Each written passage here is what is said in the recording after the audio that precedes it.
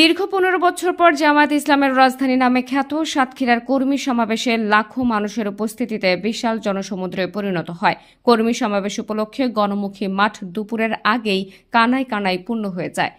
বাংলাদেশ জামায়াতে ইসলামীর আমির ডাক্তার শফিকুর রহমান বলেছেন, বিগত 17 বছরে সাতক্ষীরার মানুষ সবচেয়ে বেশি নির্যাতনের শিকার হয়েছে। দেশের মধ্যে সাতক্ষীরার একজন সংসদ সদস্যের বাড়ি বুলডোজার দিয়ে ঘুরিয়ে দেওয়া হয়েছিল। তিনি এই জনপদের সাবেক এমপি মাওলানা আব্দুল খালেক মণ্ডল।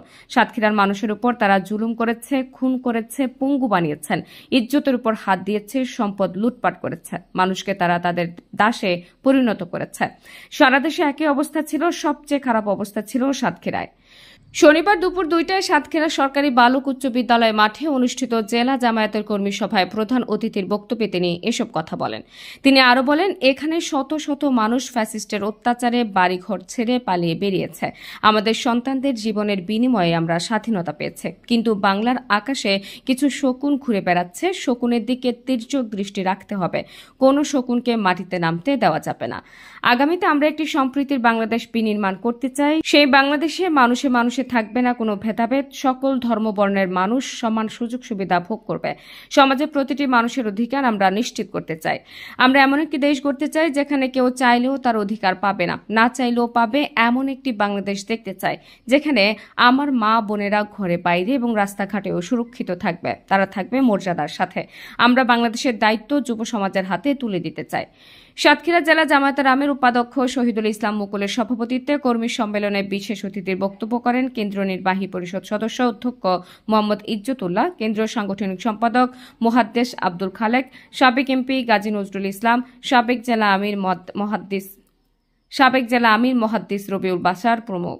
আগেই বলেছি, সবচেয়ে বেশি খুনের ঘটনা ঘটেছে এই সাতক্ষীরা।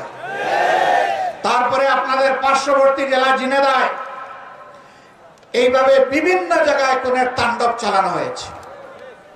ভাই ও বোনেরা, সর্বশেষ এই বছরে 1 জুলাই থেকে শুরু করে 5 আগস্ট পর্যন্ত খুনের বন্যায় বাংলাদেশকে ভাসিয়ে দেওয়া হয়েছে। ছাত্র জনতা রাস্তায় নেমে এসেছিল, তাদের হাতে কোনো আগ্নেয়াস্ত্র ছিল না, এমনকি তাদের হাতে কোনো ইটপাটকেল ছিল না।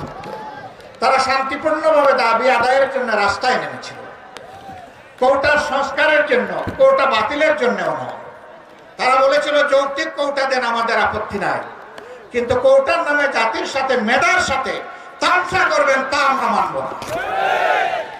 কেন তারা এটা বললো? এই জ্বালায় তাদের বিরুদ্ধে মানুষের কিনায়, এদেশের মানুষের কিনায় অস্ত্র এবং বুলেট দিয়ে জাতির বিরুদ্ধে তাদেরকে পাঠিয়ে দেওয়া হলো। একদিকে সরকারি বাহিনীকে নামিয়ে দেওয়া হলো, আরেকদিকে সরকার তাদের সশস্ত্র গুন্ডাদেরকে নামিয়ে দিল। এই উভয় পক্ষের আঘাতে আঘাতে জর্জরিত হয়ে 1,500-এর কম বেশি আদম সন্তান শুধু এই ক্ষুদ্র সময়ের ভিতরে দুনিয়া থেকে বিদায় নিয়েছেন। নাহার নিশি, সিএন বাংলা, ডেস্ক রিপোর্ট।